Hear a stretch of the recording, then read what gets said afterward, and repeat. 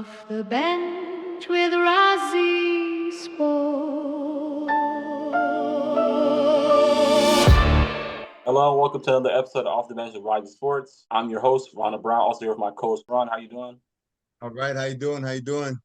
Okay. Today we are here with someone who has been in the Gassers game in Central Florida with a lot of knowledge in the game and the landscape.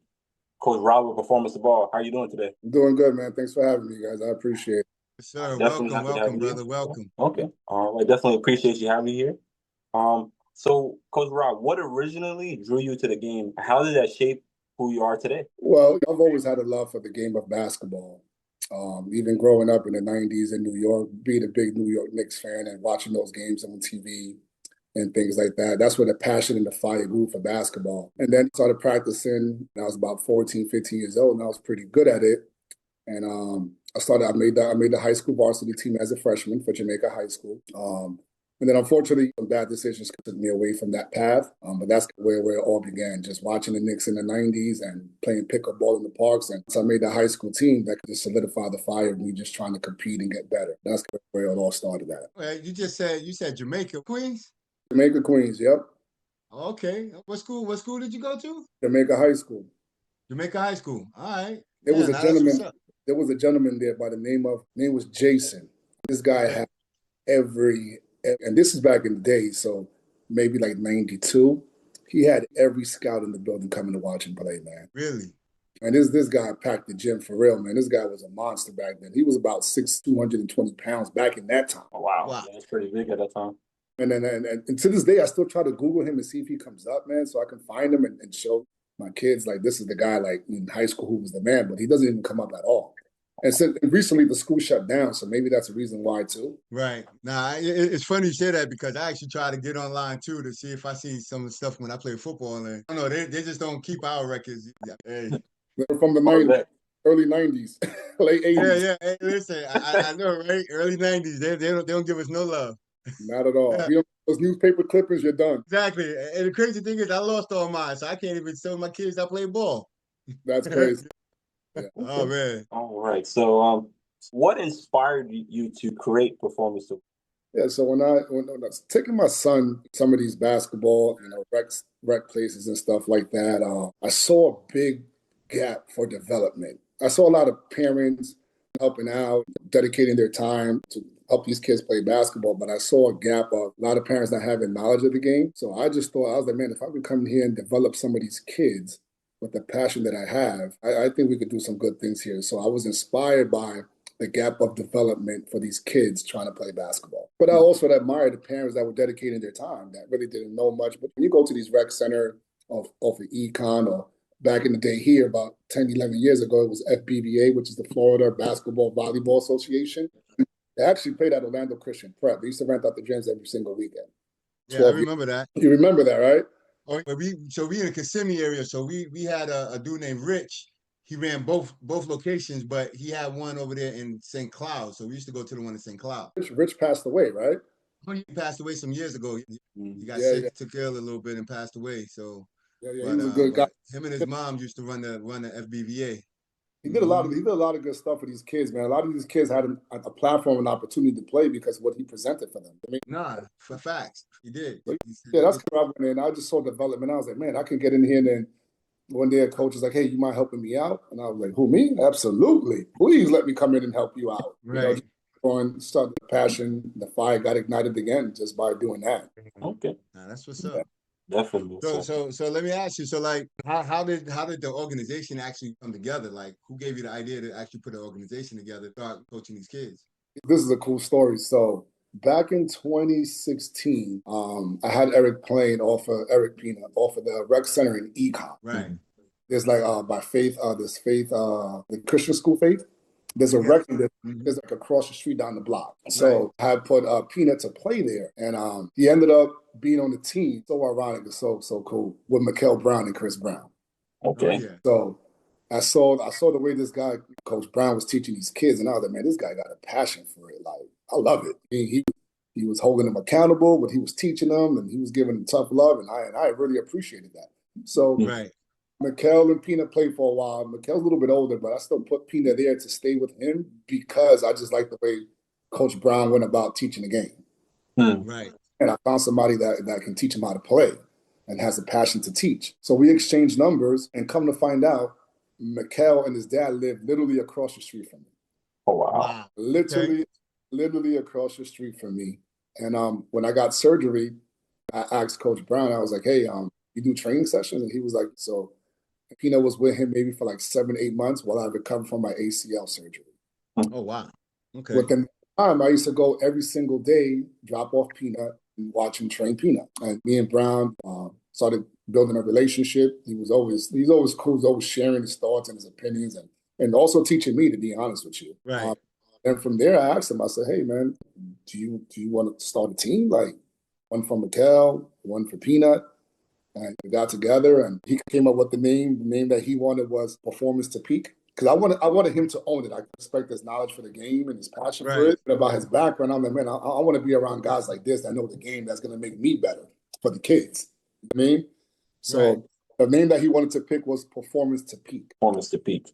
I wasn't in love with Peak, so I said, let's go Performance to Ball. So he was all right, that's cool. So that's how it all started with Chris Brown, man. And we rented out the gym for right off of Crystal Lake, off of Peel Street. We rented a church there 2-3 days a week for like a whole year. But before starting, he was a little bit more established. So I just think the times just didn't coexist with each other. I couldn't bring maybe the players and the kids that he probably needed to further his career at the time. You know what I mean? And so things he went his way and I went my way, but he was always a reliable source for me.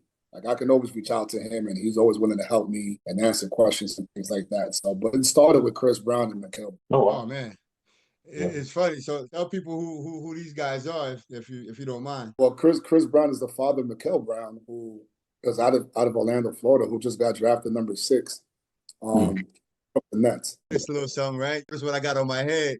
Yeah, I got to represent. I have to represent for a young fella. Hey, proud of him. And I've seen this guy in the gym, man. And me and my wife, and we always talked about it, even when he was coming up, man. If anyone deserves what he's getting, is that young fella, man. That young fella really was his talent. Not taking that away from other kids, but I witnessed it with my own eyes. I seen his growth. I seen the passion. I just kept seeing him. Like, this kid's gonna be special now. But I think he was gonna be a top 6 pick. I ain't gonna tell you yes, because his chances are very slim. But I knew he was gonna be a special player.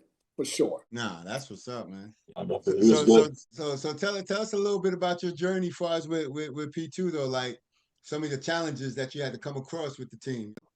The biggest challenge for me was acquiring players, acquiring talent, right? Not even talent, just players, because I just moved out here. I really didn't have a network for people. I didn't really know much anybody, you know. And this basketball game is about who. And as you start growing and building relationships, you'll get kids referred to you by other coaches, parents, etc. But I didn't have that. So I just took my son and I took the first 5 kids or 4 kids that wanted to play basketball and learn, and parents that wanted to be patient. Right. And I'm very fortunate that since Peanut was in the 3rd grade, I kept the same kids together all the way to 11th grade summer. The 80% went together since the 3rd grade of summer. And that's a fact. Everybody in Orlando know when we show up, it's the same group of kids. Now, mind you, we may make some additions during the off season. Part of the time was those kids that couldn't dribble, that couldn't play basketball, that no one was giving them a chance. And I was able to have them buy in and have the parents buy in and be patient, which is the hardest thing to do because my wife is not patient. So that's how we did it. And then we just started competing and losing. And I told him, I said, look, man, we're going to keep this together, but I'll guarantee you in a couple of years, we're going to catch up because the one thing we're going to have is continuity. The one thing we're going to have an identity on how we're going to play, what's going to give us the best chance to succeed. And, throughout the years, we started moving up, playing the Powerhouse Bulls, which is always a great organization, always got top talent, playing all ball, playing all these kids. We're playing against Christopher Washington, we played against Felipe Lopez, Monte Barnes. We played against a lot of talented players, man. We were very fortunate, man. And sometimes it didn't look good, but I know at the end of the day, we got better. That's the best. Right. That's the most important thing right there. You're better. Oh, yeah. Right. So how long have you been coaching exactly? I've been coaching for 10 years. And primarily my coaching has been with my program. Okay. I did get a little small opportunity to do it with Orlando Christian Prep on the elementary side of the basketball. But I wanted to do a little bit more. And you got to work your way up, and I just didn't have the time to dedicate to work my way up. But I'll tell you one thing. It told me there's a thin line between going through that experience at OCP, because now I'm coaching older kids, and now I'm coaching kids who are 5 and 6 years old. Big difference. So the older kids, at times, I could coach them the way I play, with passion, with fire. Right. When you younger kids, man, it's a thin line. Right? You can't coach them the way you play. In fact, especially these days, things are a little different. Right, and that's the biggest thing I learned. So me going through that process with them younger kids, when I got back to my older kids, I was like, you know what? I can't coach every game or every situation like I play, because sometimes that can get misconstrued with the players. They're still young kids. They don't understand. Right. Most of the time, these kids are not listening to what you're saying. They're watching what you're saying. If you have a lot of energy and you yelling, that might just not work for them. Right. You know, you got to find a balance. Everything is a balance, right? You got to pick your fights and always try to get the best out of the players. So my 10 years experience have been primarily with me, a little bit with OCP, and I had the opportunity to do more with them. I just didn't have the time to dedicate more. Right. You know? It was fun. It was fun teaching some 5, 6-year-olds how to do layups and seeing them live when they made a shot and clap. Because as you get older in this AAU, those things go away. Those things don't matter. So, right. Nah, it sure don't. Very true. Right. That's why I always say, like, I rather get them at their young, teach them that fundamentals, you know what I mean, the basics, because once you have a strong foundation, it doesn't matter where you go, you know what I mean? The basics is never going to change. Now, maybe the athleticism and all that might, if you're going to be above the rim or below the rim, like, that matters. But if you have a strong foundation and know all the true fundamentals of the game, know how to do certain box outs and what have you, like, the game comes that much easier to you. Yeah, so that's important to me anyways. Prime example, Jalen Brunson, all right? Brunson, facts. And that's just one. There's many others, but a guy who's 6'1", who just got the fundamentals down packed. That's it. And he made it look easy. Scores on everybody and anybody, left hand, right hand, up and unders, pivot, jump stops, fade away. and that's why I tell my boys that. I was like, listen, he played a great game. That if you want to look at any ball player today that's playing, you gotta look at that cat, because, like, yo, dude, like undersized, but he definitely was the leader and he played fundamental basketball, dude. Now, one thing that old school dude, I don't like so much dribbling, but that's the way the game is today. You know the pick and roll. The pick and roll. He played the game, so that's why he dribbled. There was times where I'm just like, dude, you're pounding the air out the ball. Like, right. I'm saying, like, can you give it away and come off a pin down screen and get the dribble handoff? Like, I don't want to see you give it. Right. I ain't gonna lie though. Watching, I'm like, yo, but he got it done. That's the way the game is today, right? He got it done. Now. He got it done. Smart though. You saw what they did at times. They put the ball in Cat's hand and made him come off the a little bit. That's true.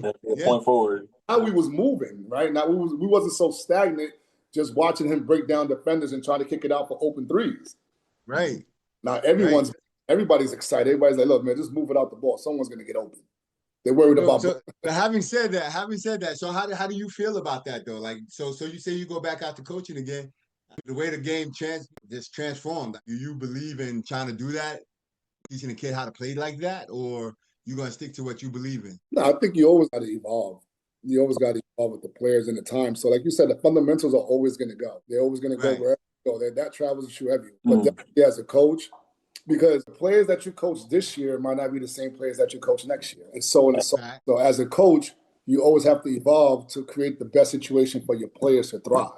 You know, I can't coach, for example, if I had to get these guys some credit, if I had the Florida Rebels 2026 team, I can't coach them the way I coach my 2026 team, because these guys are more athletic and bigger. Right. So I got to continuously evolve, and not only that, and I also got to get coaches around me, people around me that can help me help them. That's the facts. That is so true. You know, I like my coaches to be involved. I don't like my coaches just to sit there and not say nothing. No, this is a coaching staff. We do this. Right. Everybody has a voice. Everybody has an opinion. Let's get together and get this done. So I think we're always going to try to evolve. Always. I think evolving is one of the best things in basketball. You got to get better as a coach and as a player. You demand these coaches, you demand these players the off season to get better. As a coach, you got to get better. You got to get better. Yeah. Look what Brown did. He was like, man, this crap is not working. Carl Anthony Towns, give him the ball in the post. What we gonna do? Mikael Brown, Josh Hart, and Brunson set some pin down screens. Let's see if the guy who sets the pin down screen goes and cheat. Cat, you open for the three. If they don't cheat, OG, you got a back door. Yep, fact. OG, if you get the back door in the help side, the weak help side recovers, you got the kick out for the open three. Look at this guy dropping some knowledge right here. Yeah, Look definitely. at this. A lot of people don't see that. No. And that's the crazy. You see how easy that was, though? A lot of people don't understand that. A lot of options. Look, man, I love basketball. One of the biggest things that I always told my guys, I said, we're going to come prepared. We're going to have an identity. We know what we do.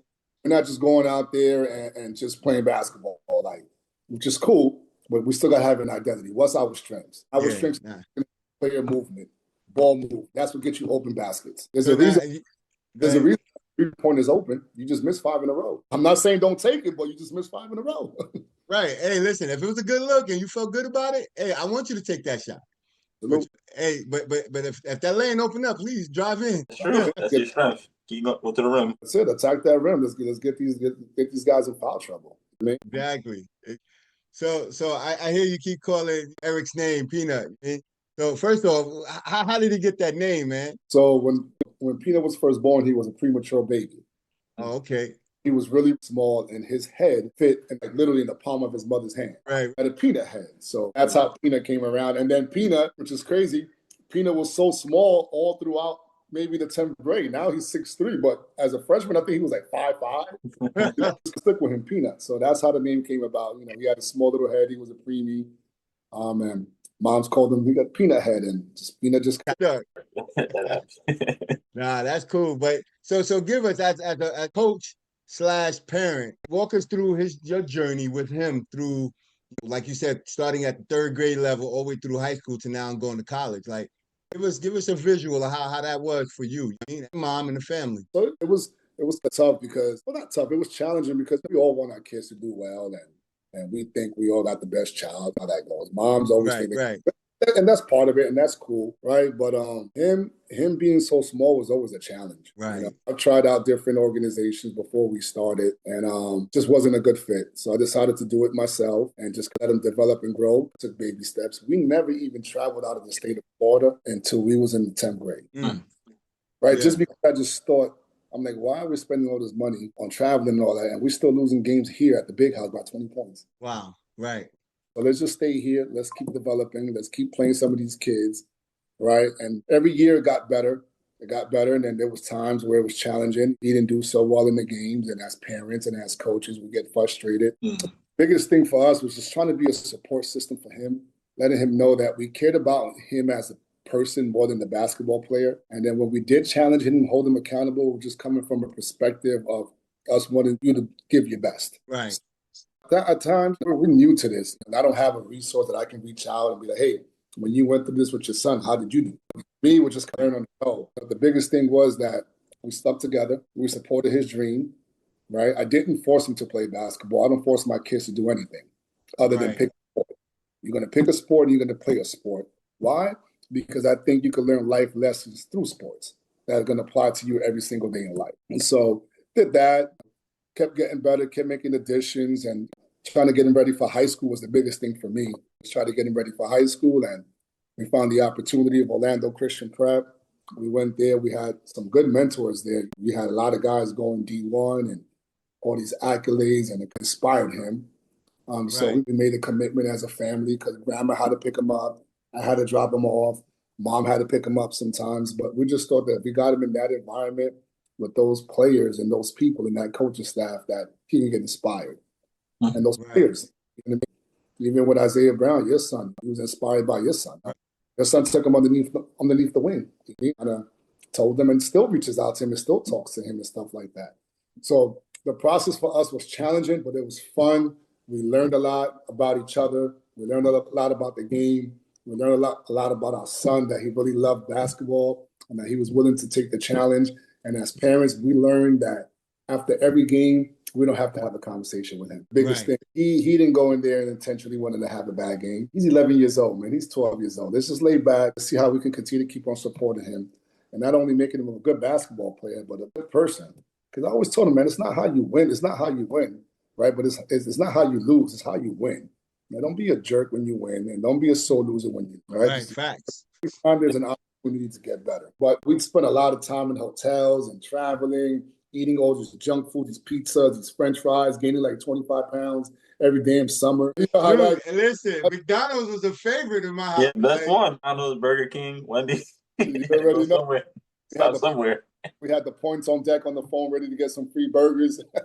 Right. Wifey came up with that coupon, or whatever that thing, that app. I was like, yo, that was the Yeah, best the thing QR McDonald's code. could do. Absolutely. So we have some good memories, and I always tell them, man, the thing that you're always going to have is the memories, man. The wins and the losses, you're not even going to, but the memories Right. that you created on the court, the friendships that you created with your teammates, the bond that you created with your family, your siblings, it's going to be with you forever. And hopefully you can go ahead and pass that down and just learn how to be a good person and learn how to appreciate all the sacrifices that everyone made for you, not only your parents, but these referees out there not getting paid much, doing it because they love it. Right. Your teammates, because basketball is a 5-on-5 sport. You can't go out there with one guy. So your teammates is just as important as you are. So these are all things that we're learning that we just embraced, and glad that we did it together.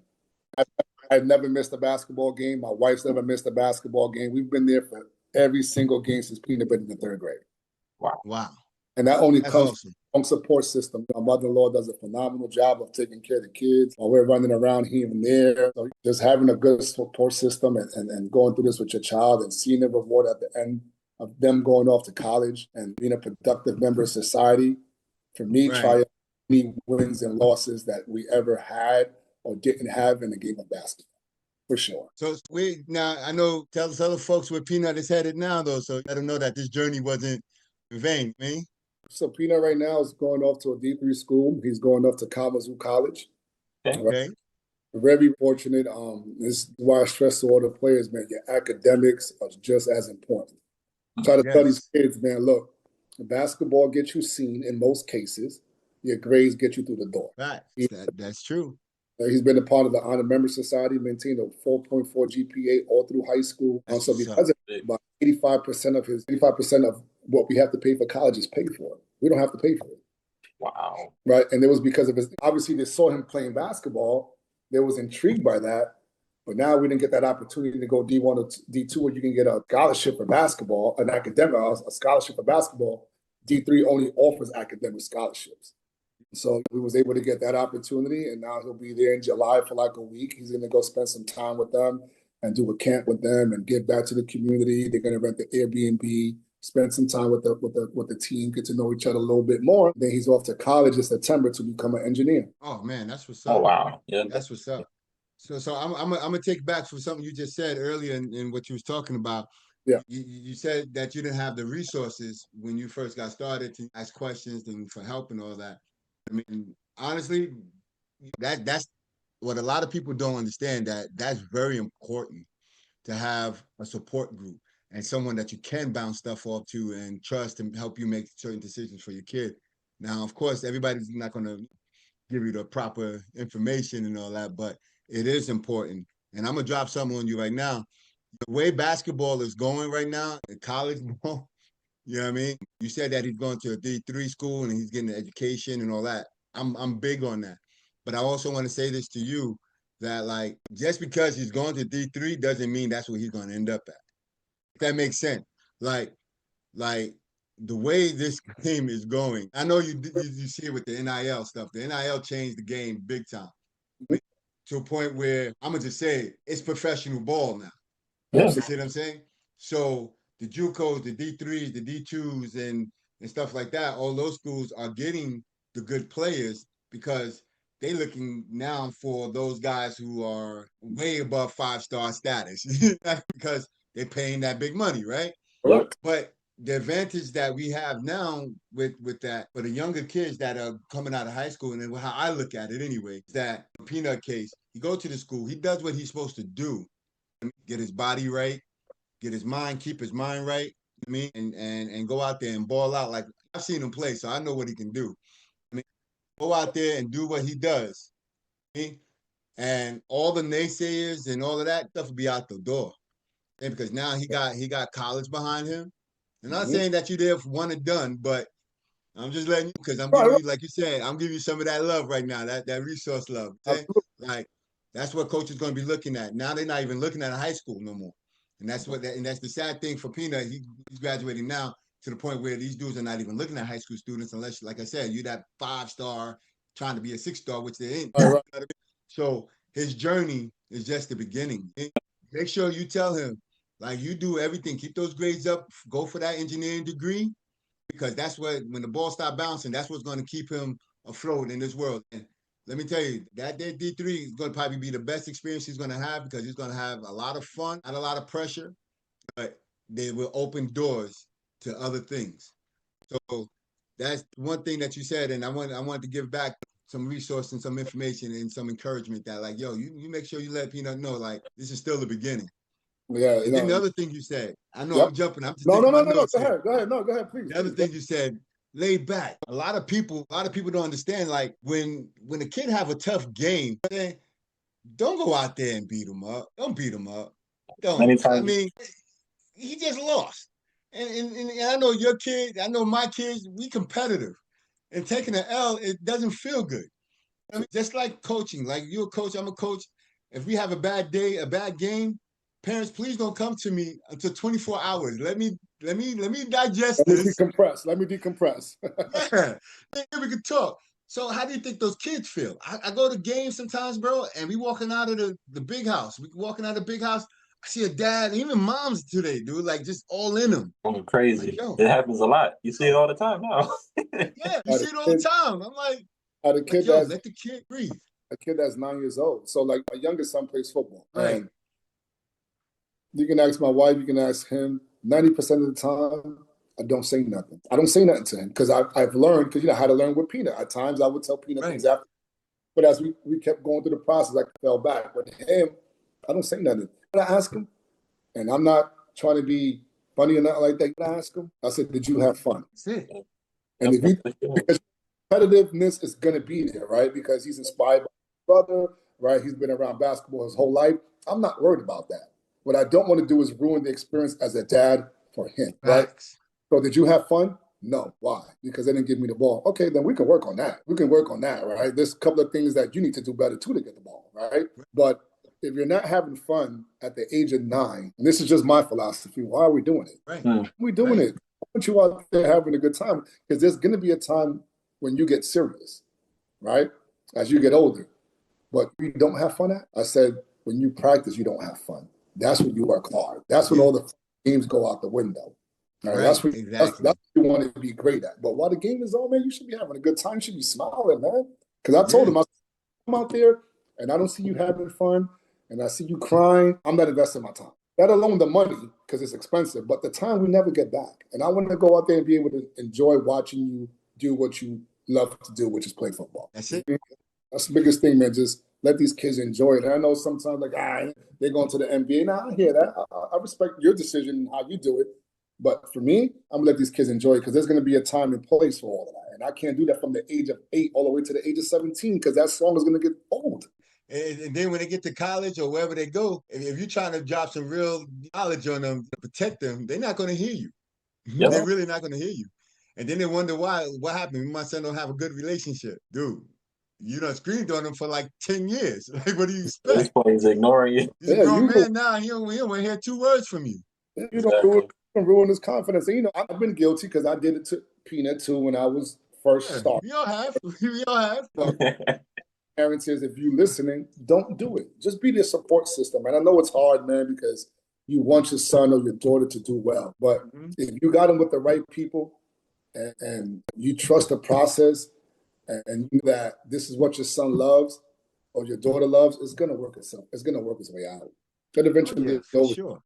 You see me in the stands. We gonna call me out. I'm gonna say this. You see me in the stands. Like, I listen. I'm very opinionated. Everybody knows that. So whatever I see, I'm going to say what I got to say. And if you like it, cool. If you don't, cool too. It is what it is.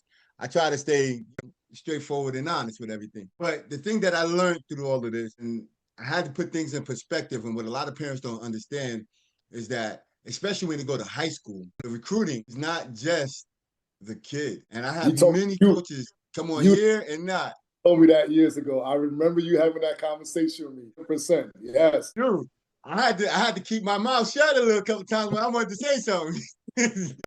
Told me that. You told me that, and I will never ever forget that. And I'm telling you, man, like I had a lot of coaches. I've sat in a lot of offices where they was like, listen, if you guys wasn't good dudes, we wouldn't even be talking to you and your kid. And some kids and some parents that's so arrogant don't want to hear that, but it's the truth. Like you could be going to Duke or North Carolina, but you ended up here because your behavior and you just ruined it for your kid. What it is most of the time is our ego. Our ego gets in the way of things, man. So, and I've been guilty of it. Like, but as you get older, things that you was doing when you was 20, you can't do when you 40. Right? That's called evolve. So the ego can get the best out of you. And at times it's gotten the best out of me, even as a coach. I've received a couple of technical calls, said a couple of things because it's my ego, right? So your behavior, your ego definitely can ruin a lot of opportunities for your child, and not only for your child, but maybe for yourself. You can be a good coach, and you don't know who's looking at you to add you to their coaching staff. So you can get a bigger role, so you can learn more. Because a person like me, I want to learn more. I want to be around greatness because I know I got knowledge. I know I can bring things to the table, right?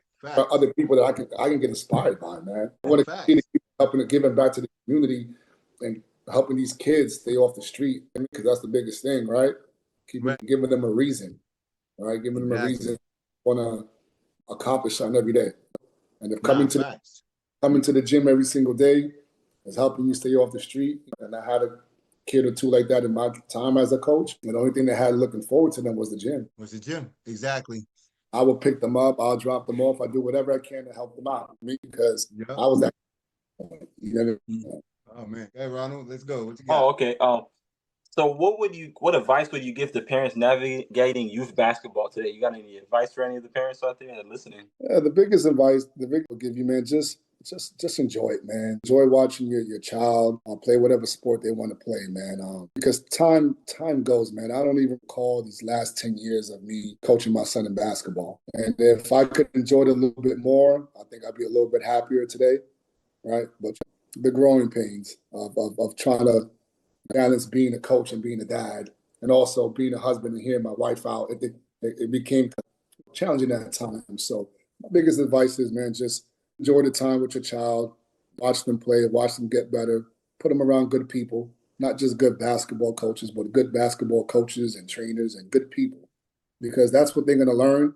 Those are their mentors, and that's how they're going to apply those skill sets that they learn from whatever sport they're playing into their everyday life. So biggest thing for me is just enjoy the process, man. It's so cool to watch your child play, man, at such an early age. And then when they're off to college, you can sit back and be like, man, we did it. It's definitely It's definitely a collective group effort. I didn't do it by myself. My wife didn't do it by herself. Peanut, my mother-in-law did, and my brother-in-law did. And it was all of us collectively as a group. We did what we could together, right, to be there for him. And that goes so quick. And don't ruin it, man. Just be there for your child as much as you can, man, and just enjoy it. Tell him he's great, man, or she's great, regardless of what the situation is. Right. I'm sorry. Go ahead. No, you can go ahead. You'll say, so I know you said you're taking a break right now because you're trying to get Peanut through his first days of college. Do you plan on trying to get back out there anytime soon? So, like, where can we find you and reach you at for trying to send some kids your way? I would love to. I'm going to go to school in September, and I know high school basketball season starts in October, November. So most of those kids in the gym. In the meanwhile, I'll be out here. I've been talking to a head coach. Hopefully, get an opportunity to join a high school coaching staff. Right. Okay. So that might be in the works. You know, if it aligns with my time and things like that, I can dedicate. Then it's an opportunity that I would love to go ahead and accept. So looking forward to next year, right? I believe that I'll have the time to do it now because now my daughter's playing basketball. That's another. If you see, I'm gonna send you some videos on the side. If you see this 8-year-old girl, man, look, man, I'm amazed, man, because like I said, I don't force my kids to do anything. Just pick a sport and please just do something. Don't sit around on the phone all day at home. Yeah, I'm talking pivots, working off a triple threat, up and unders, jump stops, between the legs, behind the back. Like, I'm going to send you some videos, man. And I've been working out with her for the last maybe 60-something days. Wow. But she does about 3 hours a day worth of fundamentals, like you said. That's it. That fundamentals, baby. That's it. So I want to be able to assist her, but I think for right now, I want to be able to put it like this in the rec league, just for fun and just keep building that up. But if there's some players or something like that you feel like I can be a part of, please let me know. You have my number, man. I would love to continue to keep on my coaching career and keep helping and keep learning and keep getting better. You know? Yes, sir. Yes, sir.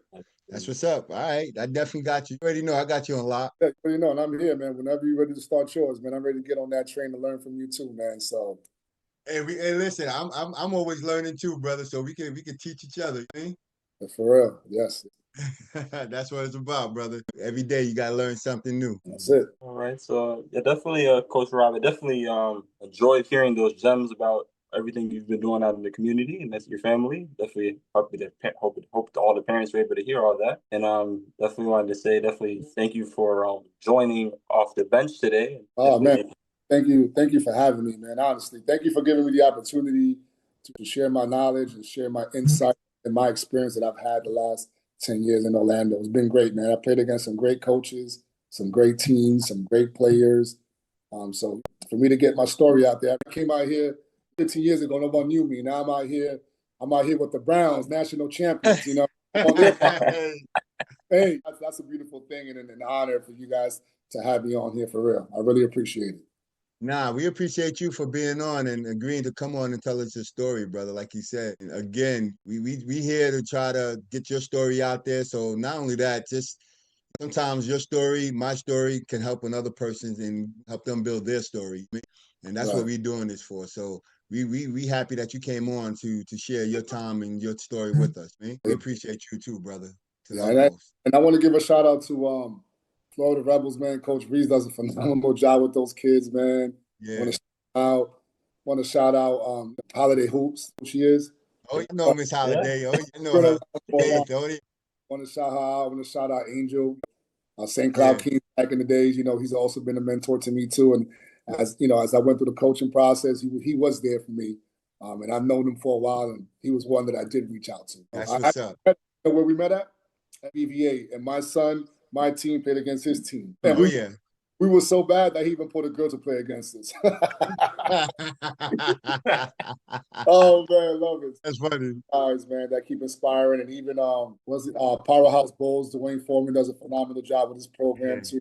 So all those guys inspired me, man. And so just shouting out those guys for giving us the opportunity to even play on the same court with them and things like that. So we got better playing those guys. That's what's up. And understand, this is still just the beginning for you, young man. Yes, sir. Yes, sir. That's just the beginning. Yes, sir. All right? You're going to have a lot more fun with it. Yes. So definitely, this is a great podcast. Thank you for being here, Coach Rob. I just want everybody to know, remember to stay off the bench and like and subscribe. Hey, there you go. Right. That's to make yes, sure sir. We appreciate you. Make sure you tag me on that so I can put that on my page and just create a buzz over here. Yes, sir. We got you, my brother. We got you. You already know. All right, man. God bless you guys. Shout out to your wife. Shout out to, I know now, Cece's over there in Queens, right? Yes, sir. She's going to our old stomping grounds, brother. And check this out. My best friend lives out there, so I already told him about her. So I said, I need you to go watch my homegirl play. Go give us some support. So when the season starts, his name is Richard Jones. He will be over there to go watch Cece play. All right, Richard Jones. I'm going to make sure I let her know. I got you. All right. Oh, man. All right. All right, man. God bless you guys, man. Love you guys. Thank you for having me on. I appreciate it. Definitely. Yes, sir, for sure. All right. Hold on. Don't hang up yet, though. Hold up. Okay.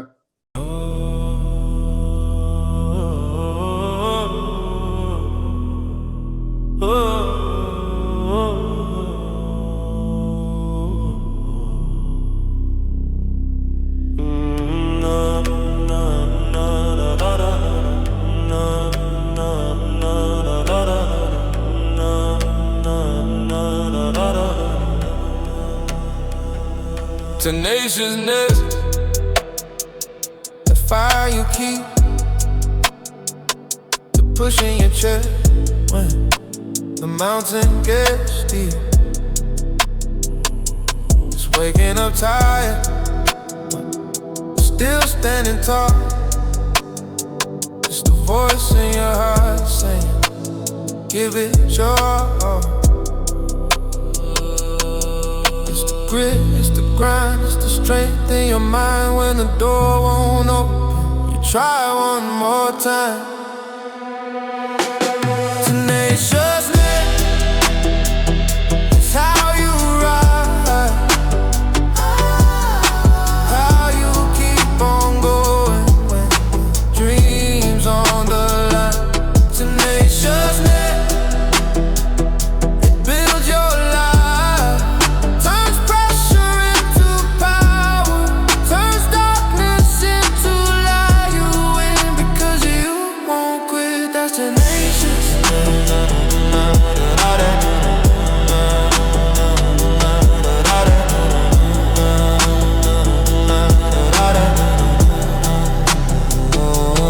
Falling down once, getting up twice, learning from the pain, turning struggle into life. It's patience with muscle, courage with breath, a promise you made to yourself. You won't forget every step you take, you're becoming more